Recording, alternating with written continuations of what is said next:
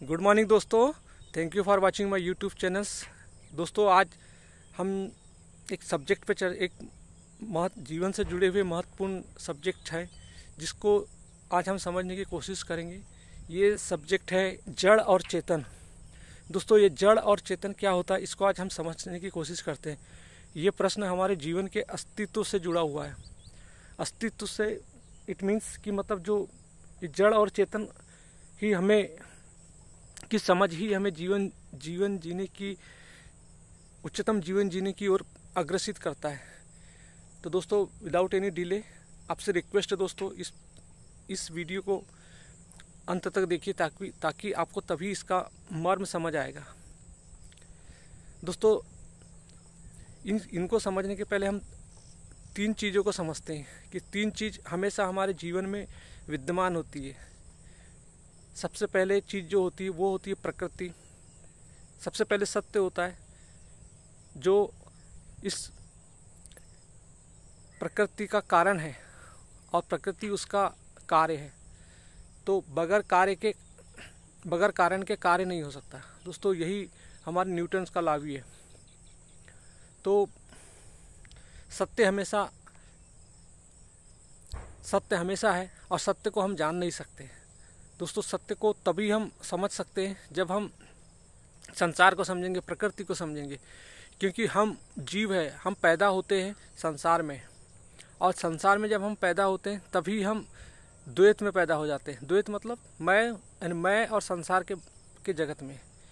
तो हमारे लिए सबसे बड़ा महत्वपूर्ण ये होता है कि जब तक हम स्वयं को नहीं समझेंगे कि मैं कौन हूँ, ये जिज्ञासा यदि हमारे अंदर नहीं रहेगी तो दोस्तों हम उस जड़ और चेतन को भी नहीं समझ पाएंगे। और जड़ और चेतन मतलब होता है कॉन्शियस अनकॉन्शियस। यानी हम साधारण भाषा में ये बोलते हैं कि जो चीज़ पत्थर है तो उसको बोल देते हैं कि वो जड़ है, और जो चीज़ चलायमान रहती तो हम उसको बोल देते हैं कि वो वस्तु चैतन्य है। मतलब जैसे पक्षी मूव कर रहा है, जीव जंतु पशु पक्षी जो ग्रो कर रहे हैं, उस जो चल सकते हैं एक स्थान से दूसरे स्थान पे, हम उसको बोलते हैं कि वह चैतन्य है। जैसे मनुष्य एक स्थान से दूसरे स्थान चल सकता है, बोल सकता है, समझ सकता है, तो हम उसको चैतन्य बोल देते हैं। और दोस्तों, जो पत्थर है, जितनी भी चीज़ें हम देखते हैं, कुर्सी है, टेबल है, हम इन सब चीज़ों को बोल देते हैं कि ये जड़ है। दोस्तों, हमारे समझाने वालों ने हमें समझाया है, हमारे ऋषि मुनियों ने जब अस्तित्व का अध्ययन किया है, उन्होंने समझा है इस सत्य को, इस प्रकृति को, और प्रकृति के माध्यम से उस सत्य तक पहुँचे। और जो उन्होंने हमें समझाया है, हम उन्हीं के दिए हुए ज्ञान को हम आपके साथ शेयर कर रहे हैं। दोस्तों, जैसा उन्होंने कहा है कि प्रकृति में जो भी चीज़ें हैं, यदि प्रकृति में यदि पत्थर या कुर्सी यदि जड़ है, तो उन्होंने कहा है कि मनुष्य भी जड़ ही है। भगवान श्री कृष्ण ने गीता में स्पष्ट कहा है कि यदि प्रकृति की कोई भी वस्तु यदि जड़ है तो तुम अपने स्वयं को भी, अपने आप को भी जड़ ही समझो। क्योंकि दोस्तों, प्रकृति की कोई भी चीज़ें, क्योंकि इस संसार में जो भी चीज़ें आती है उसके अंदर एक मोमेंट चलते रहता है। क्योंकि आप देखिए, जिस समय से जो वस्तु बनती है उसी के अंदर से उसकी तीन अवस्था हो जाती है: बनना, ग्रो करना और उसका विनाश होना। ये तीन प्रक्रिया हमेशा हर चीज़ में विद्यमान होती है, चाहे वो मनुष्य हो, चाहे वो वस्तु हो, या कोई भी चीज़ हो। ये तीनों चीज़ें हमेशा बनती बिगड़ती रहती है। ये प्रकृति का खेल है। क्योंकि दोस्तों, प्रकृति में कोई भी चीज़ परमानेंट नहीं होती कि हम कहें कि कोई भी चीज़ लॉन्ग लाइफ होगी। प्रकृति हमेशा परिवर्तनशील होती है। तो दोस्तों, यदि कुर्सी भी बनी है तो उसके अंदर के जो अणु जो होते हैं वह हमेशा परिवर्तनशील होते हैं, उसके गति होती रहती है, वे धीरे धीरे अपनी एग्जिस्टिंग को खोने लगते हैं। तो वे सेम थिंग्स दोस्तों हमारे अंदर भी वही होती है कि हम छोटे से बड़े होते, मतलब छोटे बच्चे इन्फेंट होते, फिर थोड़े बड़े होते, फिर बड़े होते, फिर ऐसे, और धीरे धीरे हमारा भी एक दिन मृत्यु हो जाती है। तो दोस्तों, प्रकृति में सब चीज़ जड़ ही है। हम क्योंकि मिट्टी से सब उठे हुए, वो पत्थर भी, वो कुर्सी भी मिट्टी से ही बनी हुई है, हम भी मिट्टी से ही बनी हुई है। दोस्तों, एक कुर्सी को बनने में, वो कुर्सी ऐसी नहीं बन गई है, वो जो हमको सुंदर कुर्सी या सोफ़ा जो दिखते हैं वो ऐसे ही नहीं बन गई है दोस्तों, उसके पीछे एक बहुत बड़ा मतलब वो बहुत सहयोग से बनी हुई है। उस कुर्सी में जो उसके अणु परमाणु हैं, क्योंकि वो पेड़ की लकड़ी से बनी हुई है, और पेड़ दोस्तों सूर्य, चंद्रमा, हवा, पानी, इन सब के प्रभाव से बनी हुई है, क्योंकि बगैर पेड़ के कुर्सी नहीं बन सकती। तो कुर्सी बनने के लिए हमें पेड़ चाहिए, और पेड़ हमेशा स्वयं यानी हर चीज़ इस संसार में हमें एक संयोगवश ही मिली हुई है। तो दोस्तों हमारा जीवन हमेशा संयोग से ही चलता है। हम सोचते हैं कि हम स्वयं के डूअर हैं, लेकिन दोस्तों हम किसी भी तरीके से अपने स्वयं डूअर नहीं है। हमारी जीवन जो है वो प्राकृतिक संयोग के ऊपर ही आधारित है। तो दोस्तों हम समझते हैं कि यदि हम अपने आप को स्वयं को जड़ चैतन्य समझते हैं, तो दोस्तों उस पत्थर को भी आपको चैतन्य समझना पड़ेगा। क्योंकि आप इस शरीर में शर्ट पहनते हैं तो आप सोचते हैं कि शरीर जो शर्ट है वो शर्ट भी यदि उसको जड़ समझते हैं कि वो नहीं बोलती, दोस्तों वो शर्ट भी आपके अंदर, उस शर्ट का भी अपना एक अहंकार होता है। क्योंकि दोस्तों वो शर्ट भी बोलती है कि यदि ये आदमी मुझे पहनना चाहता है तो पहले खुद नहा के आएगा। जब आप शर्ट को भी प्रेस लगा के अलमारी में रख देते तो आप उस शर्ट के पास तभी जाते हैं जब नहाते हैं धोते हैं, तभी आप एक अच्छे कपड़े को पहनते हैं। दोस्तों आप एक अच्छी गाड़ी के पास भी जाते हैं तो उस गाड़ी का भी अपना अहंकार होता है, क्योंकि वो भी जब आप जाते हो उस गाड़ी पे बैठते हो तो अपने आप को मतलब गाड़ी के पास जाने के लिए गाड़ी का एक अहंकार होता है कि आप सूट बूट के मतलब बैठ के अच्छे कपड़े पहन के गाड़ी में ट्रेवलिंग करते हैं। तो दोस्तों हर एक चीज़ जो, क्योंकि उस गाड़ी का अस्तित्व हमारे से है और हमारा अस्तित्व उससे है। तो दोस्तों हर चीज़, हर वस्तु में अपने अपने तरीके से अहंकार होता है। हर वस्तु अपने अपने तरीके से मैं का भाव रखती है। पर हमारे अंदर दोस्तों सबसे बड़ी समस्या होती है कि हम इस जगत में जब आते हैं तो हम संसार को अपनी इन 5 ज्ञानेंद्रियों के द्वारा ही देखते हैं। दोस्तों इस चीज़ को यदि हम थोड़ा समझने की कोशिश करते हैं कि हमारे अंदर जो प्राकृतिक गुण होते हैं, यदि हम जीवन में कुछ भी न करें तो भी हम हमारे प्राकृतिक गुणों के कारण जी सकते हैं, खा सकते हैं और अपने 60-70 साल आराम से गुजार के मर सकते हैं। दोस्तों इसमें कोई ये नहीं है कि कोई भी आदमी आराम से जी सकता है किसी भी तरीके से, लेकिन दोस्तों उसको और आप मतलब खाना पीना, सोना, सेक्स, बच्चे पैदा करना, 50 बच्चे पैदा करना, 20 बच्चे पैदा करना, कुछ भी कर सकते हो दोस्तों। क्योंकि प्रकृति का मंसूबा ही रहता है कि आपको संसार में खाना पीना, सोना, सेक्स, इसी के लिए आप संसार में मतलब प्रकृति चाहती भी कि आप बच्चा पैदा करें और प्रकृति बढ़ाते रहे। लेकिन दोस्तों जब हम इस तरीके का जीवन जीते हैं तो ये पशु के तल का जीवन कहलाता है। क्योंकि पशु के पास क्या होता है, पशु इसी तल में जीता है, जीव जंतु पशु पक्षी जो भी है। तो दोस्तों हमारे अंदर एक पॉसिबिलिटी है जो हमें परमात्मा ने दिया है। हमारे अंदर एक चेतना दी हुई है, हमारे अंदर एक चुनाव दिया हुआ है। जैसे हम कहते हैं कि आत्मा है, आत्मा के बीच में अहंकार है और उसके बाद प्रकृति है। तो जो अहंकार है यानी जिसको हम चेतना बोलते हैं, उसके पास एक चुनाव करने का अधिकार है। वो चुन सकता है कि उसको वो बीच सेंटर से कि सत्य की ओर जाना है या प्रकृति की ओर जाना है। ये चुनाव, ये चेतना का चुनाव अहंकार को मिला हुआ है। अहंकार डिसाइड कर सकता है कि अपने दिशा को किधर मोड़ सकता है। दोस्तों ये गुण अदर जीव जंतु पशु पक्षी में नहीं मिलता कि वो विचार नहीं कर पाते कि उसने किधर जाना है। लेकिन ये मनुष्य के पास ये हमें मिला हुआ है। मनुष्य सोच सकता है, समझ सकता है और अपनी चेतना को उच्चतम स्तर पर शिखर ले जा सकता है। तो दोस्तों चेतना मतलब क्या होता है? चेतना मतलब हम जड़ है, हम संसार में पैदा होते हैं तो सबसे पहले होता है कि हमें द्वैत मतलब हम द्वैत में जीते हैं, यानी इस प्रकृति को जानना पड़ता है, इस प्रकृति को समझना पड़ता है। तो दोस्तों इसीलिए हम संसार में इस प्रकृति को समझ जाए। अब इस प्रकृति को समझने के लिए यदि हम अपने चेतना को नर्चर न करें, कॉन्शियसनेस को नर्चर न करें, और कॉन्शियसनेस का नर्चरमेंट होता है स्वयं को जानने से, आत्मज्ञान से। और दोस्तों हम जब तक आत्मज्ञान मतलब होता है सबसे बड़ा कि जो स्वयं को जानना। दोस्तों हमारे शरीर में 2 हमारा जीवन जो होता है दो तलों से, हमारे जीवन में एक स्थूल शरीर और सूक्ष्म शरीर होता है। सूक्ष्म शरीर जो होता है वो हमारे जैसे दोस्तों आपने सुना होगा कि हमारी दो आंखें होती है और एक बोलते तीसरी आंखें होती है। तो दो आंखें जो होती है वो बाहर की ओर देखती है, यानी वो स्थूल जगत में देखती है, प्रकृति में देखती है। लेकिन एक आंतरिक आंखें जो होती है वो अंदर की ओर देखती है, यानी कि सूक्ष्म चीज़ों को देखती है कि हमारे अंदर जो गतिविधियाँ हो रही है, यानी मानसिक चीज़ों पे जो सूक्ष्म शरीर होता है उसकी गतिविधियों पे नज़र रखती है।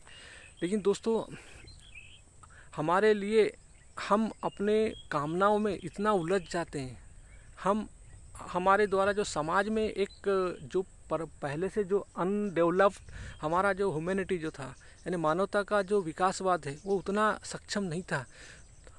तो उनने जो मान्यता, जो सरलता से जो जीवन जिया है, आज भी वो चाहता है कि उसी पैटर्न में जीवन जिए, कि हमें खाना है पीना है, यानी एनिमल्स के ब्रेन, क्योंकि एनिमल्स का ब्रेन भी हमारे अंदर होता है, तो हम उसी ब्रेन के पैटर्न पे जीना चाहते हैं। और दोस्तों क्योंकि हमें एक उच्चतम चेतना मिली हुई है, एक उच्चतम चेतना जो हमें उस सत्य की ओर, परमात्मा की ओर ले जा सकती और सबको जान सकते हैं। और इस प्रकृति को सिर्फ जानकर, यानी प्रकृति के दृष्टा बनकर हम इस प्रकृति के गुणों से मुक्त हो सकते हैं। दोस्तों ये पॉसिबिलिटी हमारे अंदर दी हुई है। लेकिन दोस्तों हमारे अंदर हम जब प्रकृति में आते हैं तो हमारे अंदर एक एलिमेंट जो अहंकार है, हम जब स्वयं को नहीं जानने की इच्छा करते हैं तो दोस्तों हम उस स्वयं को न जानने की इच्छा में हम अहंकार के ट्रैप में फंस जाते हैं। और जब हम अहंकार के ट्रैप में जब फंस जाते हैं तो हमारा जीवन और गहरे अज्ञानता के अंधकार की ओर बढ़ने लगता है। हम प्रकृति में फंस जाते हैं और प्रकृति में ही हम पैसा कमाना चाहते हैं, खूब पैसा कमाते हैं। अब प्रकृति जितना पैसा कमा लेते हैं दोस्तों, लेकिन फिर भी हमारी ज़िंदगी में सुख नहीं होता, क्योंकि हम चाहते हैं कि मैं ये बंगला बना लूँ, ये नेता बन जाऊँ, कुछ भी कर लूँ प्रकृति में, ये कलेक्टर की पोस्ट पा लूँ, कुछ भी पा लूँ, लेकिन फिर भी वो आदमी को सेटिस्फेक्शन नहीं आता। क्योंकि दोस्तों हमारे अंदर जो कॉन्शियसनेस है उसका स्वभाव है शांति, आनंद, बोध, ज्ञान, विवेक, और ये हमारी चेतना की प्रकृति है दोस्तों। लेकिन हम अपने ज़िंदगी के जो आनंद है वो संसार की भौतिक वस्तुओं से पाना चाहते हैं। तो दोस्तों हमें कभी वो भौतिक वस्तुओं से वो आनंद कभी नहीं मिलेगा, इसलिए हम जिंदगी भर अपने जीवन में दुख भोगते रहते हैं। तो दोस्तों यदि हम अपने स्वयं को जान ले मतलब मैं कौन हूँ को जान ले, तो जब हम आत्मज्ञान की जर्नी प्रारंभ करते हैं दोस्तों, तब हमारे अंदर स्वयं को जानने लगते हैं। तो हम समझ जाते हैं कि जड़ क्या होता है और चेतन क्या होता है। क्योंकि जब आप स्वयं को समझने लगते हैं तो आप हर चीज़ को समझने लगते हैं कि मैं भी एक प्राणी हूँ, मैं भी एक जीव हूँ जो पैदा हुआ हूँ, धीरे धीरे ग्रो कर रहा हूँ, और वो जो जड़ चीज़ है वो भी अपने तरीके से वो ग्रो कर रही है। जैसे एक कुर्सी है बनी है, तो एक दिन ऐसा आना है कि उस कुर्सी का अंत होना है, क्योंकि उसके अंदर भी जो अणु परमाणु है वो भी धीरे धीरे उनका बढ़ेंगे, ग्रो करेंगे। उसके बाद धीरे धीरे वो डिक्रीज होने लगेंगे, डिक्रीज एक्टिविटी की ओर बढ़ने लगेंगे। तो दोस्तों सेम थिंग हमारे अंदर भी होता है। लेकिन दोस्तों हमारे अंदर एक अनंत पॉसिबिलिटी की एक चेतना दी हुई है कि उस चेतना से हम इस संसार की हर वस्तुओं को समझ सकते हैं। लेकिन दोस्तों ये तब पॉसिबल है कि जब हम अपने चेतना के स्तर पर काम करें। यदि हम अपने चेतना को उच्चतम शिखर को उच्चतम अर्जित करें, यानी हम अपने अंदर के जो सटल बॉडी है, मन, बुद्धि, चित्त, अहंकार, इसको समझकर यदि हम अपने जीवन को, इस प्रकृति को समझ जाए, इस प्रकृति को दृष्टा बन जाए और इसको हम आंतरिक जीवन में मनन चिंतन करके यदि समझे, तो दोस्तों हम अपनी उच्चतम शिखर पर पहुंच सकते हैं। हम उस सत्य की ओर अग्रसर हो सकते हैं। और हम अपने, क्योंकि हमारा अहंकार जो होता है वो ये सोचता है कि हर चीज़ संसार का जो डूअर है वो मैं ही हूँ। क्योंकि दोस्तों अहंकार जब अपने आप को प्रकृति के हर गुण का भागीदारी समझने लगता है, तभी हमारे अंदर अज्ञान पैदा होता है। तो दोस्तों ये प्रकृति हमेशा कारण और कार्य के सिद्धांत पे चलती है, यानी सत्य कारण है और ये प्रकृति उसका कार्य है। क्योंकि प्रकृति में हर चीज़ स्वतः होती है, पर हमें हमारे पास जो हमारी स्थूल इंद्रिया जो होती है, हमारी जो द्वैत की जो आंखें होती है, जो दो आंखें हैं, वो सिर्फ स्थूल चीज़ों को देखती है, और हम उस स्थूल चीज़ों में जो देखते हैं हम उसी को सत्य मान के बैठ जाते हैं।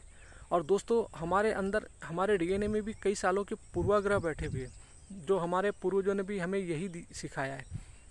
क्योंकि उस समय बहुत सारी चीज़ों का अभाव था, शिक्षा नहीं थी, ज्ञान नहीं था, तो वो जो डीएनए के जो गुण उनके अंदर जो थे, आज भी वही गुण हमारे अंदर भी है।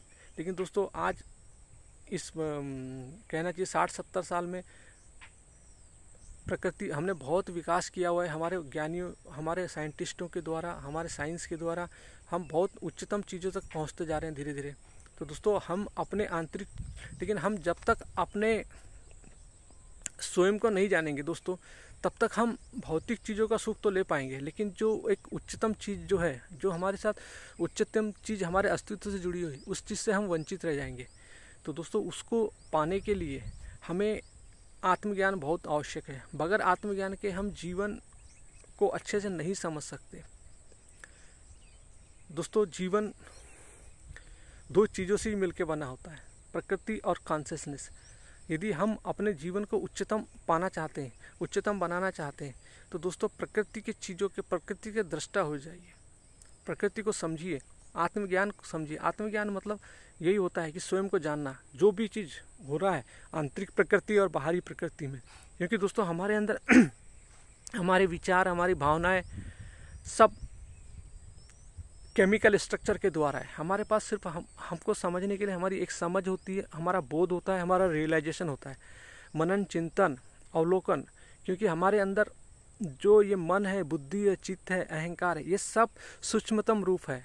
दोस्तों, हर वस्तु, आप सोच इसको ऐसा समझ सकते हैं कि हर वस्तु ये जो होती है वो संसार में होती है, और जैसे जैसे हमारी इंद्रियां उन वस्तुओं को देखती है, वो हमारे मन का विषय बनते जाते हैं। और ये मन का विषय, हमारे मन के केंद्र में जो अहंकार एक तत्व है, जो मैं का भाव लेके बैठा हुआ है, वो हमेशा यानी हमारी ज्ञानेंद्रियों के द्वारा जो लाए हुए जो वस्तुओं के जो विषय है उनका अनुभव करने लगता है। और दोस्तों, मन के केंद्र में जो अहंकार बैठा हुआ है वो विषयों का ऐसा अनुभव करता है, उसके बाद ही हमारे स्थूल जगत में कर्म ये होते हैं। तो इसीलिए दोस्तों, आप कोई भी कर्म जो होता है हमारे अंदर, आप वो स्वतः सबसे पहले हमारे मनस पटल पे आता है। हमारी आंखें जिस तरीके से देखती है संसार में, और उसके अंदर जो कुछ भी हमारे अंदर जो सूक्ष्मतम है, जैसे लोभ है, लालच है, ईर्ष्या है, घृणा है, द्वेष है, कमाने की है या महान बनने की है, शादी करने की है, सेक्स की प्रवृत्ति है, जो कुछ भी, ये सब हमारे सूक्ष्मतम तत्व है। और दोस्तों, ये सब चीज़ हमारे विचारों के माध्यम से हमारे मनस्पटल पर अभिव्यक्त होती है।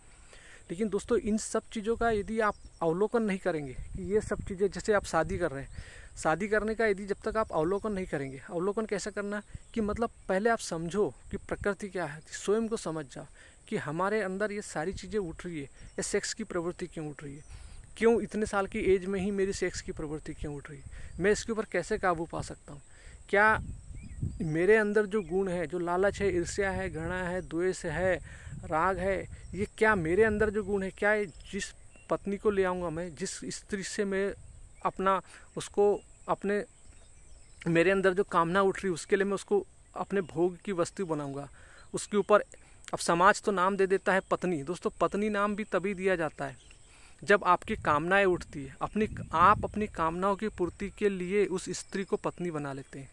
तो दोस्तों, वो स्त्री तो स्त्री रहती है, लेकिन वो पत्नी शब्द जो होता है, उस पत्नी शब्द में आपका स्वार्थ छुपा होता है। और आप उस पत्नी शब्द को, क्योंकि समाज ने आपको उस पत्नी शब्द दिया है ताकि आप अपनी कामनाओं को उस स्त्री के माध्यम से फुलफिल करते रहो। चाहे इसको दोस्तों पैट्रियार्की, फेमिनिज्म भी कह सकते हैं, क्योंकि ये आज तक जो मनुष्य का स्त्री के प्रति जो व्यवहार है वो यही है कि उसको अपने घर में लाके गुलाम बनाना, उसको सजाना, उसके साथ संभोग करना, बच्चे पैदा करना, उसको मतलब अपनी सेवा करवाना, यही दोस्तों मनुष्य का जीवन काल चले आ रहा है। लेकिन दोस्तों, हम स्त्री और पुरुष एक शरीर से नर और मादे हैं, लेकिन दोस्तों चेतना से हम दोनों को चेतना मिली हुई, दोनों हम अपने अनंतता को पा सकते हैं। लेकिन दोस्तों, हम एक सुख की अभिलाषा में, चाहे स्त्री हो या पुरुष हो, क्योंकि स्त्री भी चाहती कि उसको कंफर्टेबल ज़िंदगी मिले, कुछ करना ना पड़े, तो वो भी चाहती कि ठीक है शरीर का भोग है तो बच्चे पैदा करना, ये करना, उसी में अपनी ज़िंदगी गंवा देती है। लेकिन दोस्तों स्त्री के पास भी अपनी चेतना होती है, अपने चेतना को नर्चर करके वो भी अपने एक उच्चतम शिखर पर पहुंच सकती है। तो दोस्तों ये पॉसिबिलिटी यानी नर और मादा दोनों में उपलब्ध है। लेकिन दोस्तों हम अपनी कामनाओं की प्रकृति को, अपने आंतरिक गुणों को, हमारे अंदर एक त्रिगुणात्मक प्रकृति है, तम रज सत, और ये अहंकार की जो प्रकृति है, इनको हम नहीं समझ पाते। यही हमारे बंधन, जीवन के बंधनों का कारण होता है। और दोस्तों अहंकार जो होता है वो हमेशा, जब तक हमारे अंदर सूक्ष्मतम ज्ञान नहीं होगा, यानी तीसरी आँखों का ज्ञान नहीं होगा, तब तक, यानी तीसरी आँख मतलब आत्मज्ञान। तो दोस्तों जब तक मन, बुद्धि, चित्त, अहंकार और प्रकृति के त्रिगुणात्मक गुण का ज्ञान नहीं होगा, जब तक हम इंसान नहीं बन सकते, हम जानवर के तल पे ही जीवन व्यतीत करेंगे। दोस्तों इसलिए हमारे संत महात्मा ऋषियों ने हमें समझाया है कि आत्मज्ञान हमारे लिए कितना बड़ा, मतलब कितना महत्वपूर्ण है। और दोस्तों आत्मज्ञान एक दिन में नहीं आता।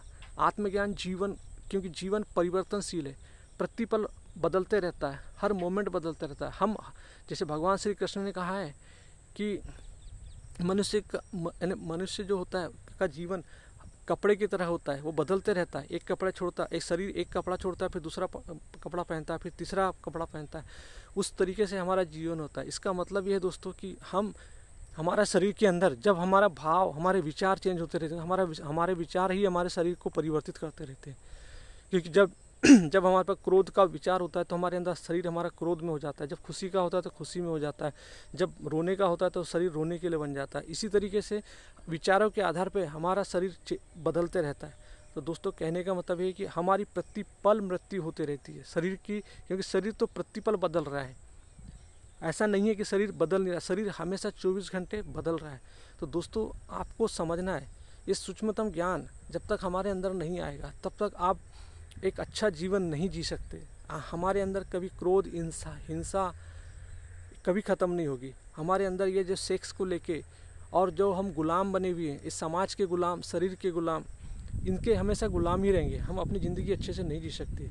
इसलिए दोस्तों ये सब चीज़ों को न समझने के कारण ही आज हम समाज में और व्यवहारिक जीवन में इतना कष्ट झेलते हैं। कोई आदमी बेचारा कचहरी का शिकार बन जाता है, कोई आदमी तलाक का शिकार बन जाता है, कोई आदमी परिवार का शिकार बन जाता है। परिवार में एक दूसरे को नहीं समझना, बाप बेटे से लड़ाई करना, पति पत्नी में लड़ाई करना, पड़ोसी में लड़ाई करना। इसका सबसे बड़ा कारण होता है दोस्तों कि हमारे अंदर जो सूक्ष्मतम यानी तीसरी आँख जो है, यानी सूक्ष्म आँख है, हमें उसका कुछ भी ज्ञान नहीं होता।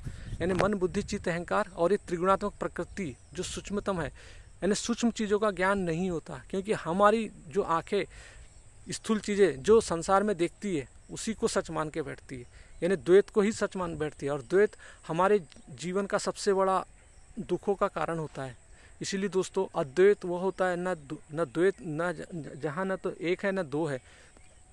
इसलिए दोस्तों अद्वैत सत्य का घोतक है, सत्य का प्रतीक है। और दोस्तों सत्य का प्रतीक तब ही आप उसको समझ सकते हो जब आपके अंदर आत्मज्ञान की जिज्ञासा हो, स्वयं को जानने की जिज्ञासा हो, तभी आप, क्योंकि दोस्तों हम नहीं तो जिस तल से ज़िंदगी जी रहे हैं तो दोस्तों फिर वो पत्थर और हम में कोई फ़र्क नहीं। पत्थर यदि जड़ है तो हम भी जड़ ही है, और यदि पत्थर यदि चेतना है तो हम भी चेतना है। तो दोस्तों आप तभी बोल सकते हो कि अपने आप को चेतना, जब आप इन प्रकृति के तीनों गुणों से गुणातीत हो जाएंगे, उच्चतम शिखर पर पहुंच जाएंगे, आपका अहंकार विगलन हो जाएगा और तब आप सत्य में स्थापित हो जाएंगे। तो दोस्तों तब आप कह सकते हैं कि मैं चेतना के उच्चतम शिखर पे हूँ। तो दोस्तों इसीलिए हमें आत्मज्ञान को समझना है और उच्चतम ग्रंथों के साथ रहना है, तभी आप जीवन को समझ पाएंगे और हम अच्छी ज़िंदगी जी सकते हैं। थैंक यू दोस्तों, हैव ए नाइस डे।